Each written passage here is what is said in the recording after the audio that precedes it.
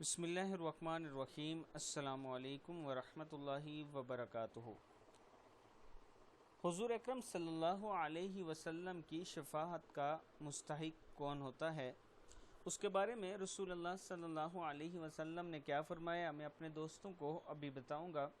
اس سے پہلے میں اپنے تمام دوستوں سے گزارش کروں گا کہ اگر آپ نے ابھی تک میرے چینل عابد راجہ کو سبسکرائب نہیں کیا تو ضرور کر لیں تاکہ ڈیلی آپ تک اچھی ویڈیو پہنچ سکیں۔ تو سٹارٹ کرتے ہیں۔ بسم اللہ الرحمن الرحیم۔ حضرت انس رضی اللہ تعالیٰ عنہ سے روایت ہے کہ حضور اکرم صلی اللہ علیہ وسلم نے فرمایا، جمعہ کی شب اور جمعہ کے دن کثرت سے درود پڑھا کرو، جو ایسا کرے گا میں اس کے لیے شہادت دوں گا اور قیامت کے دن شفاعت کا کروں گا۔ جمعہ کی شب اور جمعہ کے دن کثرت سے درود پڑھا کرو، جو ایسا کرے گا میں اس کے لیے شہادت دوں گا اور قیامت کے دن شفاعت کروں گا۔ کتاب کا حوالہ یہ موجود ہے۔